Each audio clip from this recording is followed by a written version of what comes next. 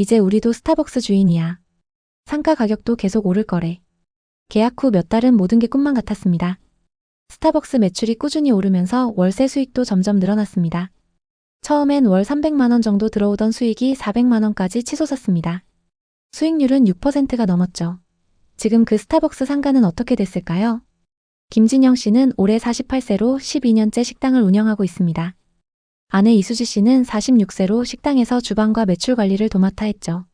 부부의 식당은 신선한 재료와 특제 소스로 입소문이 나며 주말이면 대기줄이 길게 늘어서는 명소가 되었습니다.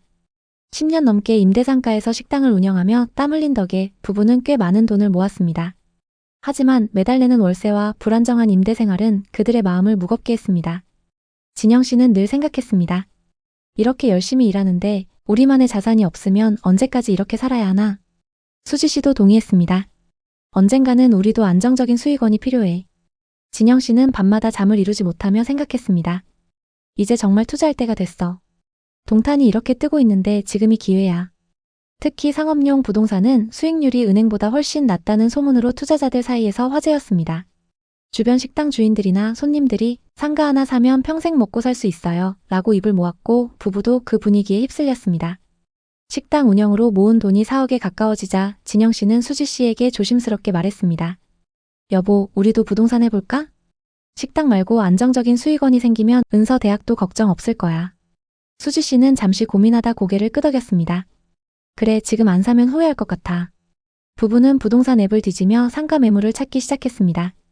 상업용 부동산이라면 리스크가 적고 안정적이라고 믿었기 때문이었습니다.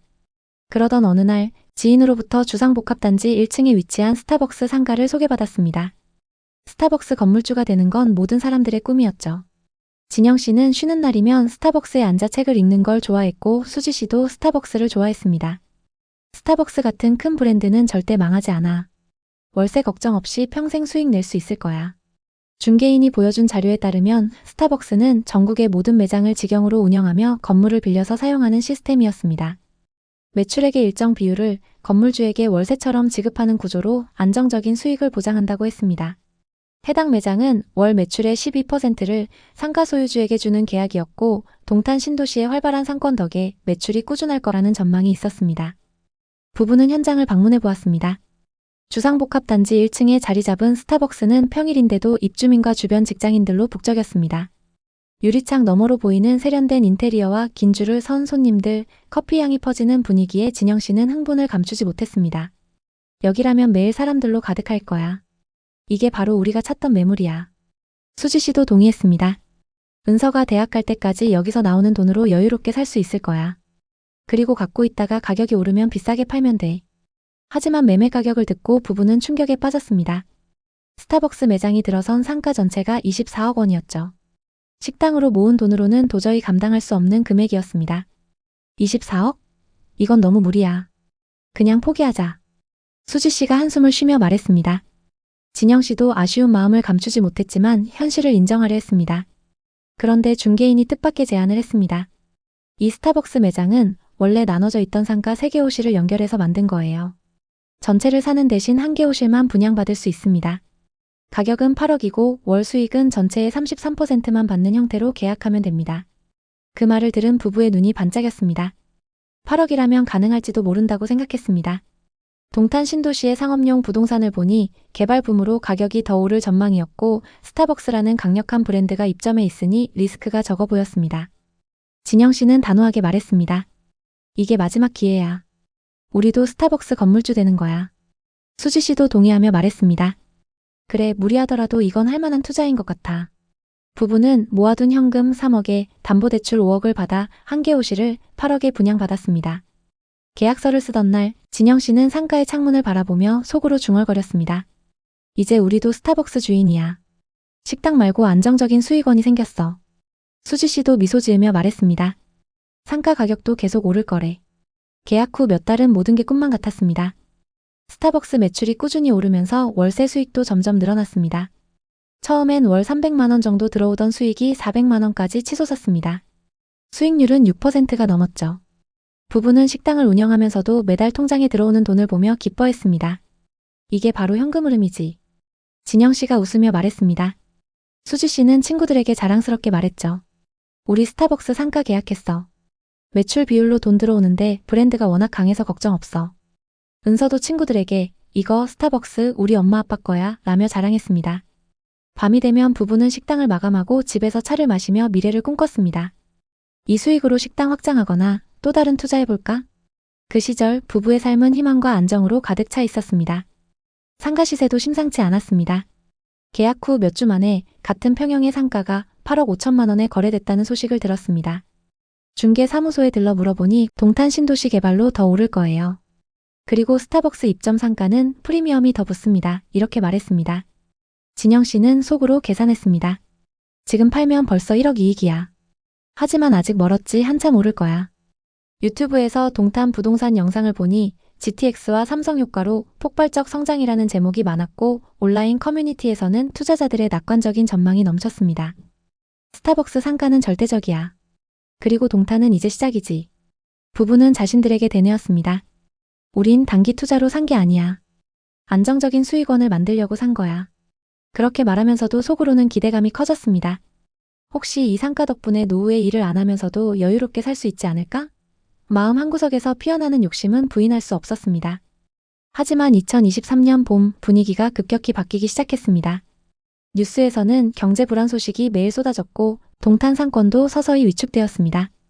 처음엔 남일처럼 느껴졌습니다. 스타벅스는 브랜드라 괜찮아.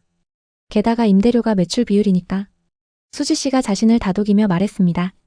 하지만 문제는 매출 자체가 급감한 것이었습니다.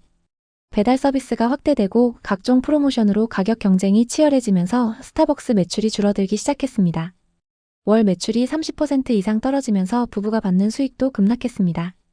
최고 수익 시절 400만 원이던 월세가 200만 원대로 내려앉았습니다. 진영 씨는 통장 내역을 보며 눈을 의심했습니다. 이게 어떻게 된 일이지? 매출이 왜 이렇게 떨어져? 수지 씨는 스타벅스 앱과 뉴스를 확인하며 한숨을 쉬었습니다. 배달 때문에 오프라인 매장이 타격받고 있어.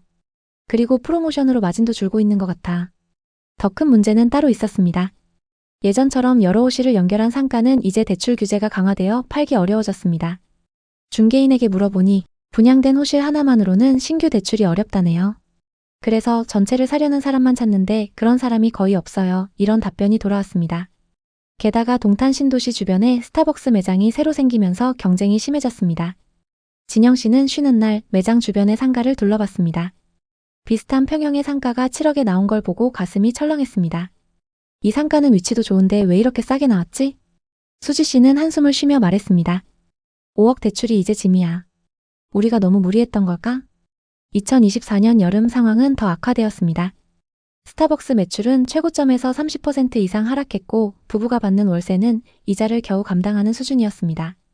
게다가 운영하던 식당 매출도 줄어들었습니다. 부부는 식당 마감 후 가계부를 들여다보며 지출을 줄일 방법을 고민했습니다. 또 다른 투자는커녕 이자와 월세마저 부담스러워졌습니다. 수지 씨는 은서 입시학원을 하나 더 보내지 못해 미안한 마음이 들었습니다. 진영 씨는 식당에서 늦게까지 손님을 기다리며 생각했습니다. 식당이라도 잘 돼야 할 텐데 라고 말하는 목소리는 떨렸습니다. 수지 씨도 우울했습니다. 스타벅스 건물주 꿈이 이게 다야. 그날 밤 진영 씨는 은서가 자는 방을 들여다봤습니다. 상가를 산 후 수익으로 좋은 대학에 보내주려고 했던 순간이 떠올랐습니다. 하지만 이제 그 상가는 애물단지가 되어버렸습니다. 유튜브에서는 동탄 상권은 아직 바닥 아니다. 공실 계속 늘어나고 있다. 이런 영상이 넘쳤고 커뮤니티에서는 스타벅스도 이제 끝났다. 이런 제목의 글이 올라오기 시작했습니다. 수지 씨는 커피를 마시며 말했습니다. 우리 이러다 영원히 대출만 갚다 끝나는 거 아니겠지? 진영 씨는 아무 대답도 하지 못했습니다.